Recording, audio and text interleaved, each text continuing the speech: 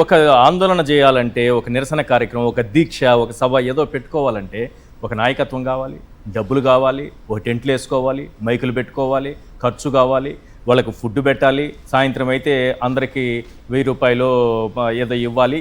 ఇన్ని చేస్తే కానీ ఒక రాజకీయ పార్టీ నడపలేని పరిస్థితి ఉంటే ఇలా ఎలా సాధ్యమైంది సార్? 2 లక్షల మంది ఎలా రాగలిగారు? ఎవరు నాయకత్వం వహిస్తున్నారు? ఎవరు దిశానిర్దేశం చేస్తున్నారు? ఇష్యూ నాయకత్వం వహిస్తోంది. Moral conscience కదిలించింది. ఎప్పుడు కూడా మీకు గుర్తుంచండి, రాజకీయ పార్టీలు డబ్బులు ఇస్తే తప్ప ఎన్నికలు గెలవరు, అవునా కదా? నేను 2007లో పోటీ చేసేటప్పుడు తాండూరులో ఆర్టీసీ బస్సు ఎక్కుతున్నా, పరిగెత్తుకుంటూ ఆమె వచ్చి నా చేతిలో డబ్బులు పెట్టింది. ఎందుకు అంటే, సార్ మీ మీటింగ్ జరుగుతున్న దగ్గర పక్కన నేను కూరగాయలు అమ్ముకుంటున్నాను సార్ అని, అది మీకు ఎలక్షన్ కొరకండి. అదేందమ్మా నాకెందుకు ఇస్తున్నాను, లెక్క పెడితే 300 రూపాయలు వచ్చింది. కాదు సార్, మీరు హాకర్లు మా దగ్గర ఈ ఫుట్పాత్ మీద అమ్ముకునేటోళ్ళ కష్టాల గురించి టీవీలో మాట్లాడారు సార్ అని. నేను కూకట్పల్లిలో ఒక మీటింగ్ పెడితే ఒక అతను పరిగెత్తుకుంటూ వచ్చాడు. వచ్చి, సార్ నేను కొద్ది డబ్బులు బాగానే సంపాదించరికైనా గ్రాడ్యుయేట్ కాదు సార్, మీకు ఓటేయాలని చెప్పి 1000 రూపాయలు చేతిలో పెట్టాడు. ఒక 8వ తరగతి పిల్లవాడు వాళ్ళ తల్లిదండ్రులను వాళ్ళ మేనమామను బర్త్డే గిఫ్ట్ అని అడిగి ఆ డబ్బులు నాకు ఎలక్షన్ ఫండ్ డొనేట్ చేశాడు. అమెరికాలో ఉన్న మన హైదరాబాద్కు చెందిన ఒక పెద్ద స్టార్ హాస్పిటల్ ఓనర్, 30 ఏళ్ల కింద అమెరికాలో ఉన్నాడు. ఆయన, నేను సార్ నేను మనీ పంపిస్తాను సార్ అంటే నేను వద్దన్నాను. అప్పటికే నా ఫండ్ సరిపోయింది అయ్యా, అవసరం లేదంటే నేను మొన్న కలిసినప్పుడు చెప్తున్నాను, మీరు నాకు గుర్తు సార్ అప్పుడే వద్దన్నారు అని.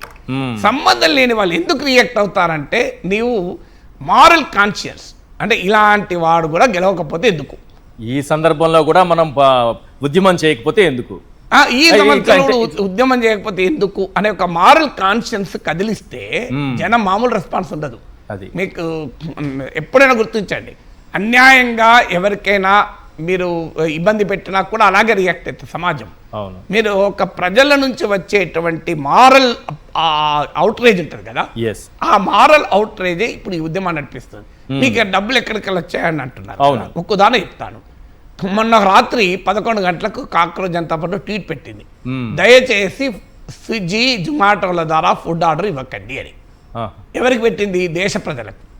దేశ ప్రజల నుంచి విపరీతంగా ఫుడ్ ఆర్డర్ చేశారు. ఎవరికి? నాగేశ్వర్కి ఇవ్వమని, ఈశ్వర్కి ఇవ్వమని కాదు, అక్కడ వీధుల్లో పోరాటం వాళ్ళకి ఇవ్వండి, ఎవరు దొరికితే వాళ్ళకి ఇవ్వడమే.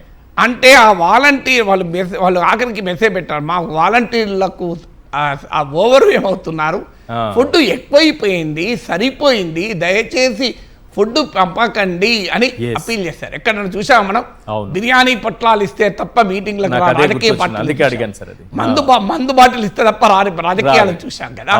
అంటే ప్రజలు అదే కాదు, ఢిల్లీ ప్రజలు కూడా మీకు అన్నం వండి తీసుకొచ్చి వడ్డిస్తున్నారు, వాటర్ ఇస్తున్నారు, మజ్జిగ ఇస్తున్నారు.